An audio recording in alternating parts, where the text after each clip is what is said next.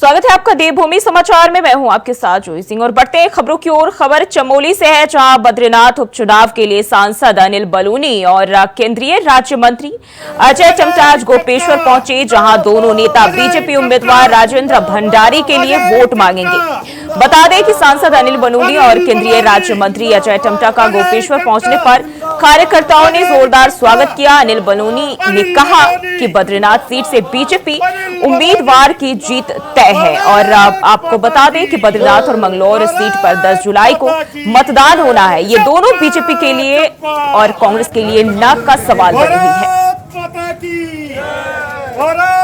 माता की अजय टमटा जिंदाबाद, अजय टमटा जिंदाबाद, अजय टमटा जिंदाबाद, अनिल बलूनी जिंदाबाद, अजय टमटा जिंदाबाद, अजय टमटा जिंदाबाद, अनिल बलूनी जिंदाबाद, अनिल बलूनी जिंदाबाद। भारत माता की जय, भारत माता की जय। चप्पा चप्पा।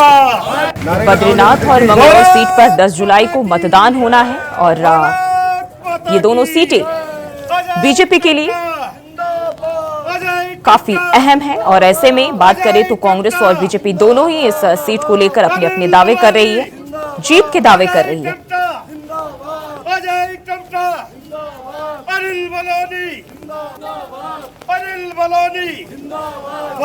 तो राजेंद्र भंडारी के लिए यहाँ जो है केंद्रीय राज्य मंत्री अजय टमटा लोगों से वोट की अपील करेंगे। भारत माता की।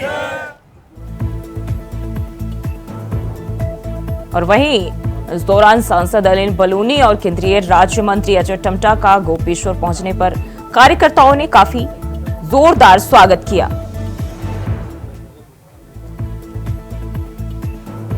और हमारे साथ अवनीश प्रेमी चैनल हेड एक बार फिर से इस खबर पर जुड़ गए हैं। बहुत बहुत स्वागत है सर आपका। सबसे पहले आपसे ये जानना चाहूंगी कि उपचुनाव को लेकर बीजेपी और कांग्रेस दोनों ही जो है अपनी अपनी जीत के दावे कर रही है, लेकिन धरातल पर क्या स्थिति बनी हुई है? देखिए, जो ही दो उपचुनाव है, यानी कि 2 सीट पर उपचुनाव होना है, जिसमें एक बद्रीनाथ सीट है जिस पर बीजेपी के कैंडिडेट जीते थे, और इस बार जो कांग्रेस छोड़कर आए हैं राजेंद्र भंडारी, उनको बीजेपी ने अपना कैंडिडेट बनाया है। और दूसरी सीट है हरिद्वार जिले की मंगलौर सीट, इस पर की बीएसपी का कब्जा था, लेकिन इस बार वहां से करतार सिंह भड़ा बीजेपी का कैंडिडेट है। अगर हम बद्रीनाथ की बात करें तो बद्रीनाथ जो उपचुनाव है बहुत ही दिलचस्प होता जा रहा है। उसको खास बात यह है कि जो बीजेपी मीडिया सेल के जो इंचार्ज हैं पूरे देश भर के, और उसके साथ साथ सांसद हैं अनिल बलूनी, आज वो केंद्रीय राज्य मंत्री अजय टमटा के साथ गोपेश्वर पहुंचे थे, जहां पर कार्यकर्ताओं ने उनका स्वागत किया और जोरदार उनका स्वागत किया गया। तो अनिल बलूनी वहां पर लोगों से संपर्क करेंगे और जो बीजेपी कैंडिडेट है राजेंद्र भंडारी, उनके लिए वोट मांगेंगे। इसके साथ साथ एक अनुसूचित जाति का सम्मेलन भी है, जिसको कि अनिल बलूनी और उनके साथ अजय टमटा संबोधित करेंगे। तो हम कह सकते हैं कि प्रतिष्ठा का सिर्फ यहाँ पर बीजेपी ने बद्रीनाथ सीट को बनाया हुआ है। यही कारण है कि स्टार प्रचारकों की सूची में शामिल अनिल बलूनी यहाँ पर प्रचार के लिए दिल्ली से पहुंचे हैं। मौसम बहुत ज्यादा खराब है, बारिश है, लेकिन उसके बावजूद जो दोनों सांसद हैं वो बीजेपी को जिताने के लिए यहाँ पर पूरी कोशिश कर रहे हैं, संपर्क कर रहे हैं। सम्मेलन के माध्यम से भी लोगों को बीजेपी प्रति आकर्षित करने की कोशिश की जा रही है। अवनीश जी, बात करें मंगलौर सीट की तो बीजेपी को पहले जीत नहीं मिली है, हालांकि अभी जो है लगातार इस सीट को लेकर बीजेपी दावे कर रही है।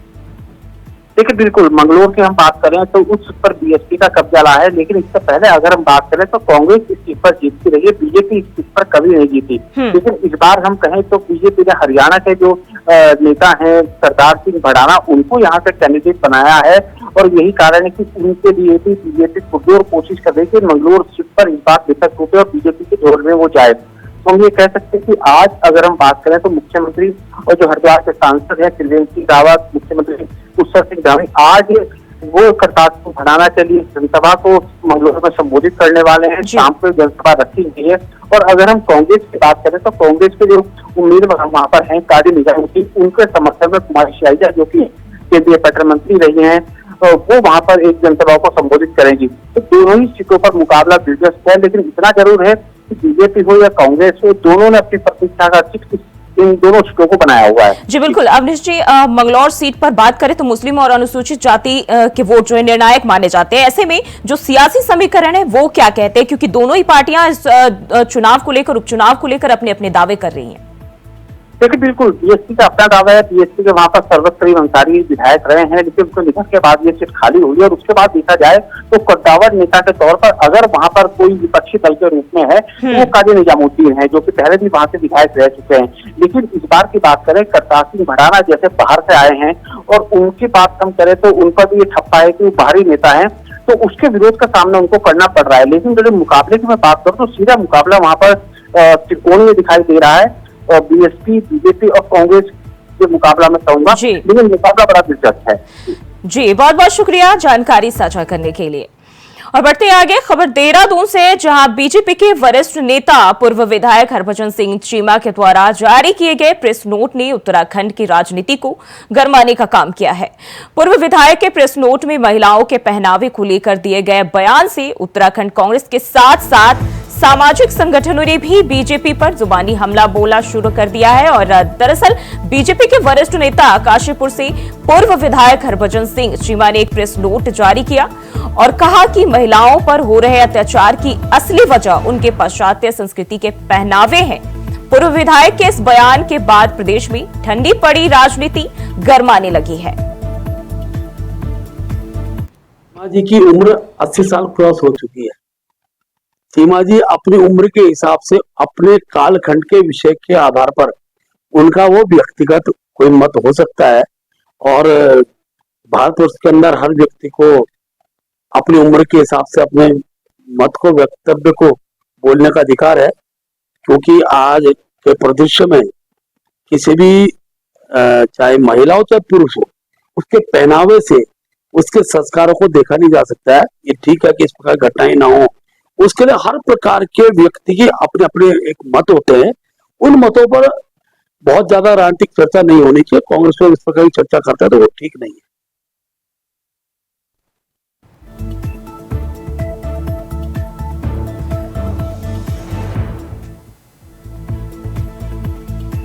तो पूर्व विधायक ने जो है महिलाओं के पहनावे पर बयान दिया है और अब जो है इसके बाद विवाद बढ़ गया और इस बयान ने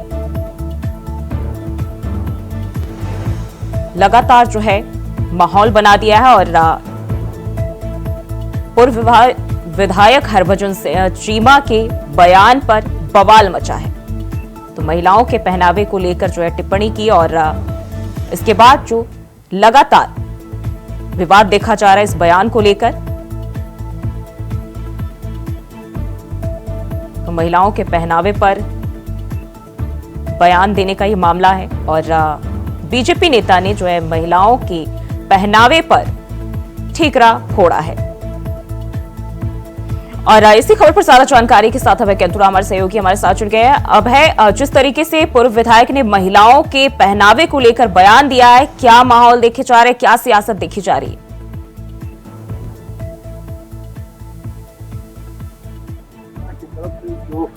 यहाँ पर जारी दिया गया, जो बयान उनकी तरफ से दिया गया, वो सीधे तौर पर कह सकते हैं कि प्रदेश की जो सियासत है उस सियासत को गरमाने वाला कहा जा सकता है। उत्तराखंड राज्य जिनको हमेशा शांतिप्रिय राज्य कहा जाता है, जहाँ पर शांतिपूर्ण माहौल यहाँ पर रहता है, कोई ऐसा बयान या ऐसा राजनीतिक समाचार यहाँ पर देखने को नहीं मिलता। लेकिन जो बीजेपी के पूर्व विधायक ने बयान यहाँ पर दिया, उसको लेकर विपक्षी दलों ने सत्ताधारी दल पर जुबानी हमला बोलना शुरू कर दिया है। बीजेपी के इन नेताओं के बयानों को लेकर विपक्षी पार्टी कांग्रेस ने साफ तौर पर कहा है कि बीजेपी के इस पूर्व विधायक का जो बयान यहाँ पर है, महिलाओं के प्रति उनकी छोटी मानसिकता, संकीर्ण मानसिकता को दर्शाता है। और बीजेपी में यह कोई पहला ऐसा मामला नहीं है। बीजेपी में इससे पूर्व भी बीजेपी के वरिष्ठ नेताओं की तरफ से जो बयानबाजी यहाँ पर की जाती रही, वो हमेशा ही महिलाओं के प्रति उनके प्रति जो दुर्भावना रही है बीजेपी नेताओं की, वो साफ दर्शाने का काम यहाँ पर करती है। ये कहा जा सकता है कि विधायक के बयान के बाद जो प्रदेश की सियासत है वो यहाँ पर काफी तेज यहाँ पर होगी और बीजेपी इन सब चीजों से ये कह सकते हैं कि अपना पल्ला झाड़ते नजर आ रही है। बीजेपी के पूर्व विधायक के इस बयान को उनका निश्चित मत मानने की बात वहां पर करी और उनके सीधे तौर पर कह सकते हैं कि उनका उम्र ज्यादा होने का हवाला बीजेपी की तरफ से यहाँ पर दिया जा रहा है कि जो उनका बयान है ये उनके उम्र का तकाजा है कि उनकी तरफ से इस तरीके की बयानबाजी वहां पर की जाती रही है, या फिर उनका वो सोच रही होगी जो पूर्व के समय में कह सकते हैं कि जब 80 साल पहले यानी 60-70 के दशक की जो परंपराएं रही थी, उन सब चीजों को दर्शाने का काम वहां पर करते हैं। क्योंकि बीजेपी प्रदेश अध्यक्ष ने साफ तौर पर अपने बयान में कहा है कि पूर्व विधायक की उम्र 80 साल को पार कर चुकी है। तो ऐसे में अगर वो किसी चीज से लेकर अगर अपना बयान दे भी रहे महिलाओं को लेकर, वो अपने समय का बयान दे रहे, यानी पूर्व के दशकों का बयान दे रहे, जब पाश्चात्य संस्कृति का इतना बोलबाला नहीं था या इस तरीके के मॉडर्न टेक्निक अब तक नहीं आई थी। तो ये कहा जा सकता है कि बीजेपी के पूर्व विधायक के बयान के बाद सियासत तो गर्म हो चुकी, लेकिन विपक्षी दलों को बैठे बिठाए एक और मुद्दा यहाँ पर बीजेपी को घेरने का यहाँ पर मिल गया। और जब चुनाव की यहाँ पर चल रही है, क्योंकि उपचुनाव 2 जनपदों के 2 विधानसभा सीटों पर यहाँ पर उपचुनाव चल रहे हैं, तो ऐसे में बीजेपी के लिए मुसीबत बनता हुआ ये बयान नजर आ रहा है। क्योंकि जिस तरीके से कांग्रेस ने हमला बोलना शुरू किया है और महिलाओं को लेकर सीधे तौर पर कह सकते हैं कि बीजेपी के ऊपर जुबानी हमला बोला जा रहा है, तो बीजेपी अब सफाई देती हुई नजर आ रही है। जी अब है बात करें प्रेस नोट की जो पूर्व विधायक की ओर से जारी किए गए हैं, साफ तौर पर इसके बारे में क्या विस्तार से जानकारी दे सकते हैं कि क्या कुछ उसमें कहा गया है? ये कह सकते हैं कि पूर्व विधायक जो बीजेपी के गाजीपुर से पूर्व विधायक हरभजन सिंह चीमा, उन्होंने अपना एक प्रेस नोट यहाँ पर जारी किया है। उस प्रेस नोट में साफ तौर पर कहा गया है कि जो महिलाओं के ऊपर जो इस तरह अत्याचार हो रहे हैं, आप ये कह सकते हैं कि जिस तरीके से आज के दौर में रोजाना कुछ महिलाओं के प्रति। जी बिल्कुल, अब है नजर बनाए रखिए, आगे भी आपसे जानकारी लेते रहेंगे। और फिलहाल के लिए रुकते हैं, एक छोटे से ब्रेक के लिए फौरन हाजिर होते हैं। स्वागत है आपका। बढ़ते हैं खबरों की ओर। कर्णप्रयाग में गुरुवार को हुई बारिश के चलते लोगों का जीवन अस्त व्यस्त हो गया है। बता दें कि बद्रीनाथ राष्ट्रीय राजमार्ग अगथला, भनेर, पानी और नगर पंचायत पीपलकोटी के पास रास्ता रुक गया। मलबा आने के कारण ये रास्ता रुक गया है, जिससे हाईवे पर वाहनों की आवाजाही पूरी तरह से ठप हो गई है।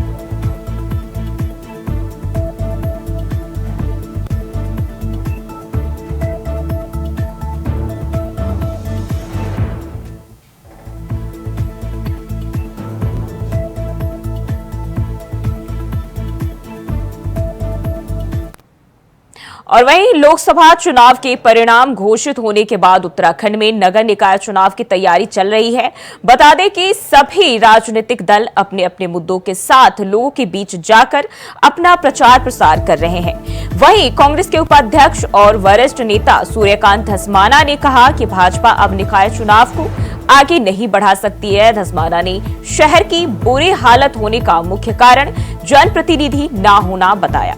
साथ ही उन्होंने कहा कि शहर में ना तो पार्षद है, ना ही मेयर है। पुराने मेयर ही नेम प्लेट लगाकर घूम रहे हैं। साथ ही उन्होंने कहा कि नगर निकाय चुनाव में कांग्रेस भाजपा को बुरी तरह शिकस्त देगी। तो निकाय चुनाव की तैयारी और कांग्रेस बीजेपी के अपने अपने दावे।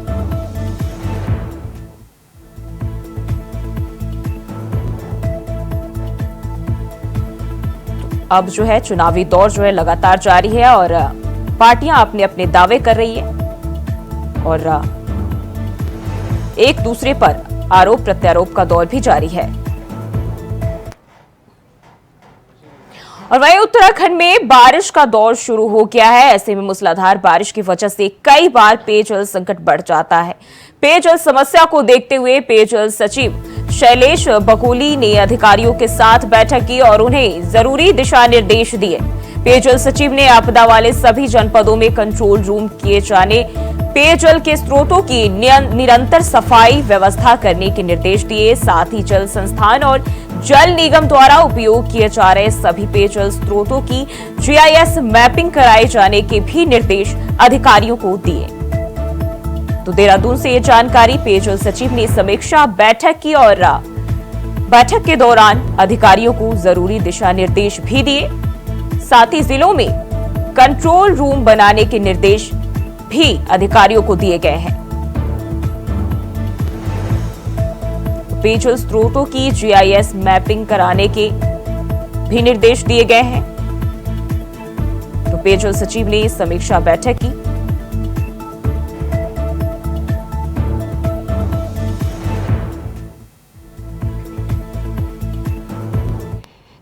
और बढ़ते हैं आगे, खबर हरिद्वार से है, जहां तालाब में एक युवक डूब गया, जिससे आसपास अफरा तफरी मच गई। सूचना मिलते ही मौके पर पहुंची SDRF की टीम ने गहन सर्चिंग अभियान चलाया, जिसके बाद SDRF ने युवक का शव बरामद कर लिया है और पुलिस के हवाले कर दिया। तभी पुलिस ने शव को कब्जे में लेकर पोस्टमार्टम के लिए भेज दिया। मामला नवोदय नगर सिडकुल इलाके का बताया जा रहा है। तो हरिद्वार का ये मामला बताया जा रहा है, जहां एक युवक तालाब में डूब गया। वहीं एसडीआरएफ ने सर्चिंग अभियान चलाकर युवक के शव को बरामद किया।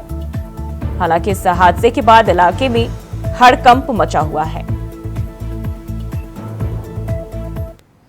और बढ़ते आगे, खबर हल्द्वानी से है, जहां जलभराव की वजह से काफी नुकसान हुआ। दर्जनों घर जलमग्न हो गए, तो वहीं लोगों का राशन और सामान भी खराब हो गया। ऐसे में जिला प्रशासन अब नुकसान का आकलन कर सहायता राशि बांटने में जुट गया है। एसडीएम परितोष वर्मा ने बताया कि सभी क्षेत्रों में पटवारी नुकसान का आकलन कर रहे हैं। बरसात से लोगों को हुए नुकसान का मुआवजा दिया जा रहा है। हल्द्वानी और लालकुआं क्षेत्र में अब तक 100 से अधिक लोगों को आपदा मद से मुआवजा बांटा गया है।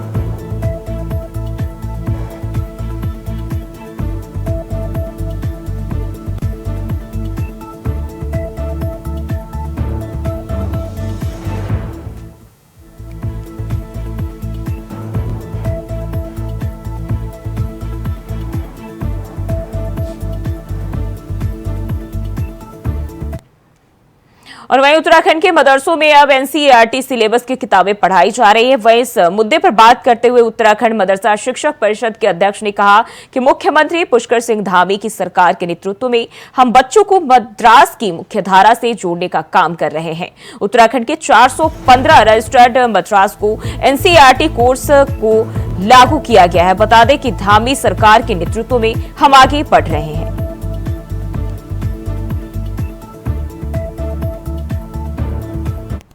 हमारे आदरणीय मुख्यमंत्री श्री पुष्कर सिंह धामी जी ने जो काम किया है, हम उनके नेतृत्व में उन मदरसों के बच्चों को मुख्य धारा से जोड़ रहे हैं।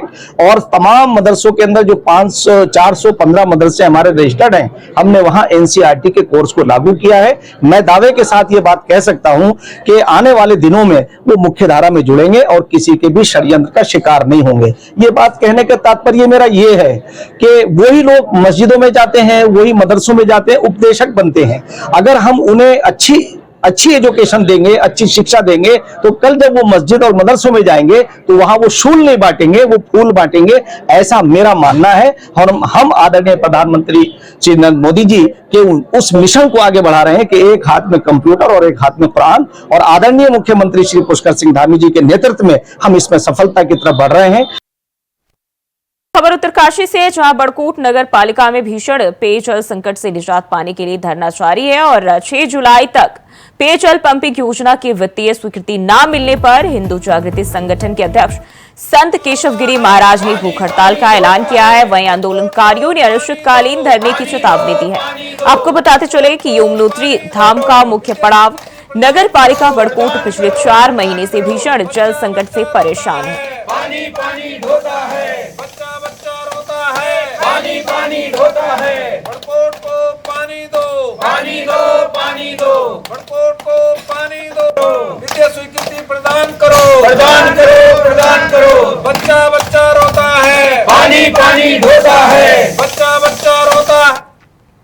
और बढ़ते आगे, कालाढूंगी के राजकीय इंटर कॉलेज मैदान में बन रहे मिनी स्टेडियम का काम कछुआ गति से चल रहा है। वहीं दूसरी तरफ असामाजिक तत्वों ने मिनी स्टेडियम को अपना अड्डा बना रखा है। ग्राउंड में कांच की बोतलें फोड़ी हुई है, जिससे बच्चों को भी परेशानी होती है, जिसको लेकर क्षेत्रीय विकास एवं स्पोर्ट्स समिति के सदस्यों और खिलाड़ियों में गुस्सा बढ़ता जा रहा है। क्षेत्रीय विकास एवं स्पोर्ट्स समिति के सदस्यों ने तहसील पहुंचकर एसडीएम रेखा कोहली को ज्ञापन सौंपा और मिनी स्टेडियम का काम जल्द से जल्द पूरा करवाने, असामाजिक तत्वों पर कार्रवाई और स्टेडियम में पानी समेत बेहतर व्यवस्थाएं करने की मांग की। राजेंद्र सिंह नेगी है और मैं आपको बताना चाहती हूँ यहाँ पे क्योंकि हम खो-खो और कबड्डी के गेम खेलते हैं, जिससे हमें खेलने में बहुत सी दिक्कतें होती हैं।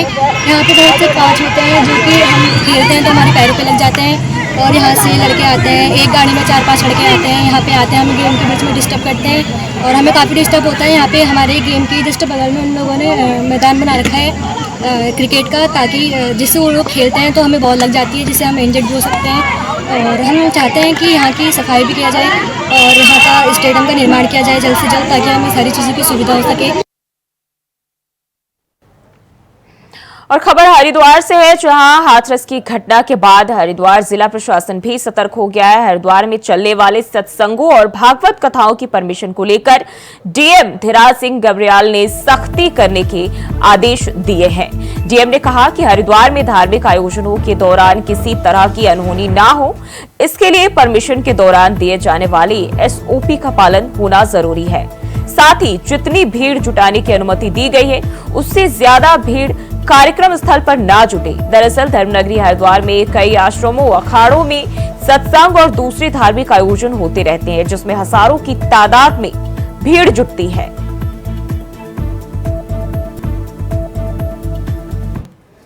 जो भी लोग अपना परमिशन वगैरह इश्यू करते हैं, जो भी संबंधित मजिस्ट्रेट इसमें परमिशन इश्यू करता है, हम लोग इसमें ग्राउंड से रिपोर्ट लेते हैं, पुलिस की आख्या लेते हैं और फायर सर्विसेज की आख्या लेते हैं। तो जब भी परमिशन इशू किया जाता है, इसमें जिम्मेदारी हमारे मजिस्ट्रेटों की है और संबंधित विभागों की है।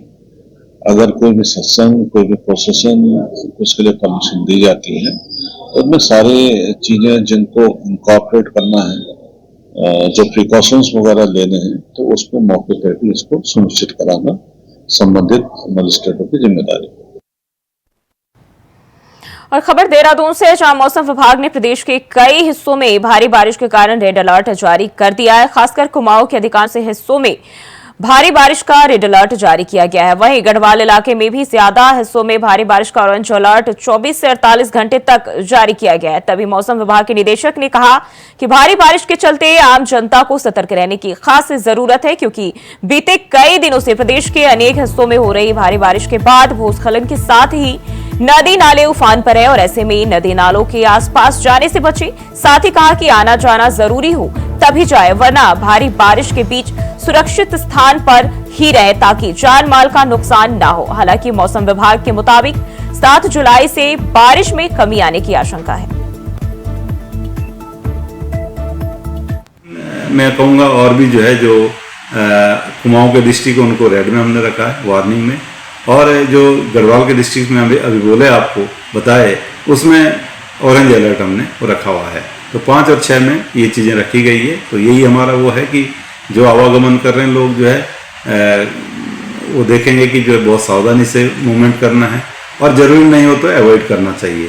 इसी तरह जो नदी नाले उसमें पानी का स्तर बढ़ेगा और उसकी वजह से कहीं ना कहीं जो आसपास लोग रहते हैं उनको काफ़ी सतर्क रहने की ज़रूरत है, या उनको सेफ जगह में रहना चाहिए, चले जाना चाहिए।